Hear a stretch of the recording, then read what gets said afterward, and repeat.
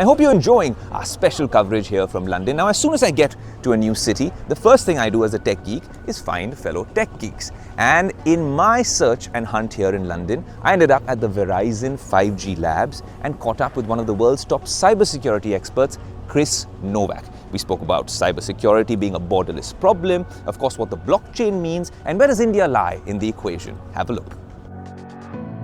Chris, I'd like to start off by asking you, we've been talking about 5G all day, but when you start viewing things from a security perspective, how much has the threat landscape evolved in an era of 5G? Sure, yeah. So when we look at 5G, I kind of look at it as analogous to the start of the internet, where we had all these devices that now are starting to get connected, and all of that means we need to protect it. We need to wrap cybersecurity around it in order to keep those assets, applications, and data safe. With 5G, we're now able to add more in terms of connectivity. We're able to make everything faster, but it also means we need to deploy cybersecurity to all of those new endpoints as well. So while it may present an increased challenge in terms of there's more work to be done, it also presents an increased opportunity, as it means that our security tools are able to connect faster. We're able to connect data from further off places. So I think there's a big upside to everybody as it relates to cybersecurity on 5G. So Chris, when we're talking about 5G, that seems to be one element. The other buzzwords seem to be crypto, NFTs, the Metaverse. When you look at these emerging technologies, do you see, from your experience and your lens, a larger threat, a larger cybersecurity threat? Yeah, so I'd say the Metaverse does present new threats, and I think part of it is it's a concept that most individuals and organizations haven't really contemplated what that looks like from a cybersecurity perspective. It's so new for so many, right? If you also mentioned things like crypto and NFT, these are also, for the average person, very new concepts. For most businesses, very new concepts. Unless you are laser focused and this is your area, you're probably not even thinking about it. And the challenge that presents, kind of think of it going back to the early days of like .com, for example. Most organizations had no idea what cybersecurity was. And so it led to a lot of these organizations being hacked and breached and data getting out. I think the same risk exists for Metaverse, NFT, crypto, where it is so new that in many cases, cybersecurity is usually an afterthought. And so there is inherent and I think increased risk until there's broader awareness and adoption. Chris, you've also worked extensively with the Biden administration on a White House committee as well. Tell us more about some of that work and also tell us about how the US is really looking at some of these problems, because cybersecurity, as we know, is a borderless problem. A problem for you in the US could end up for us in India a few months later. So when you look at these things, are you looking at it from more of a macro, bigger picture view? Yeah, so great points all around, and thank you around the Cybersecurity Safety Review Board.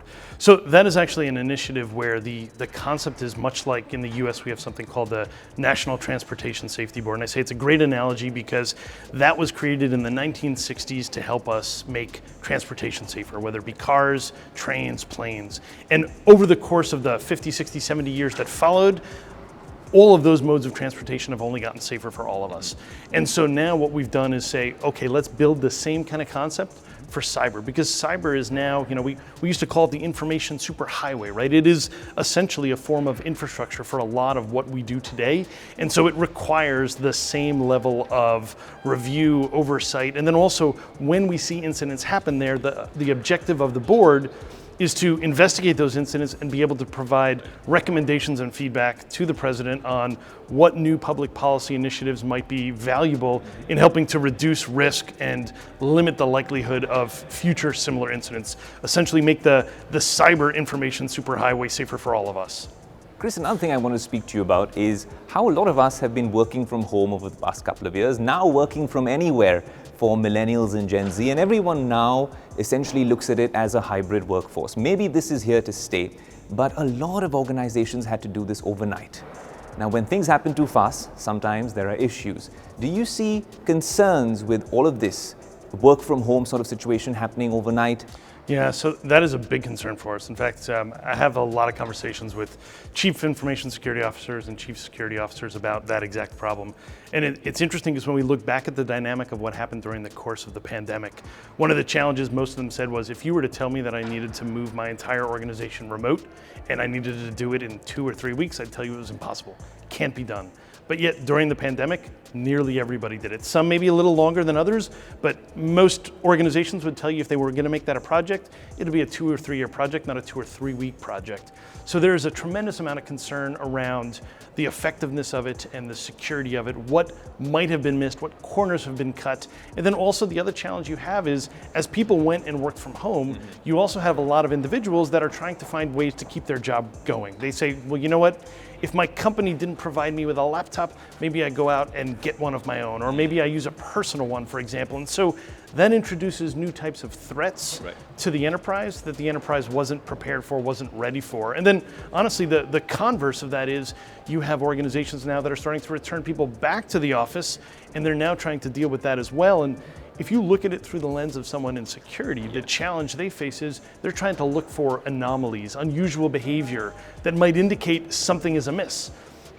Everything over the last couple of years has been unusual behavior for us because we're not going to the office like we were. Maybe now we're returning to the office part-time, we're working remote, maybe we're working remote from an alternate location. All of these things are red flags for security, but they're now considered normal. So it also means that there's a higher likelihood that when a red flag goes off and it's really a concern, security may miscategorize it and think it's nothing. Chris, we spoke about NFTs and crypto earlier in the metaverse, and all of this really is contingent on one thing, the blockchain.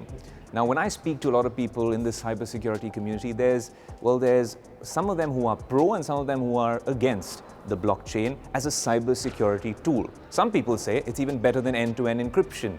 Now, the way the blockchain is built, I'd like to get your view because you're one of the world's leading cybersecurity experts. Is the blockchain an effective tool for cybersecurity management? Yeah, so I would say that blockchain has a role it can play in cybersecurity. I don't think it is the silver bullet for cybersecurity. I think that the individuals who feel that it plays a role or is something that can be used, they're looking at it from the standpoint of being able to have an immutable record source. When we look at security, we want to have audit trails. We want to be able to know what someone does, when they did it, where they did it, and if we can, why they did that. And the more we can have good, solid records of that, the better we can identify when there might be something suspicious or malicious happening, as well as if something gets past us and we have an incident to investigate, having something that might be blockchain-based will give us resiliency in terms of that underlying data. We'll have essentially a breadcrumb trail we can follow of evidence.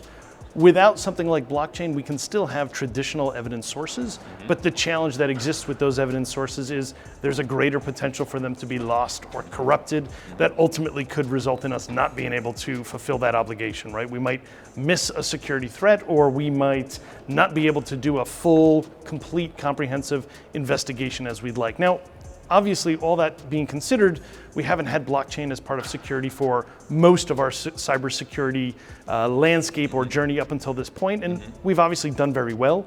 So I look at blockchain as something that we could use as an enhancement as we go forward to make that all much more improved. Chris Novak, thanks so much for joining us on Tech Today. My pleasure.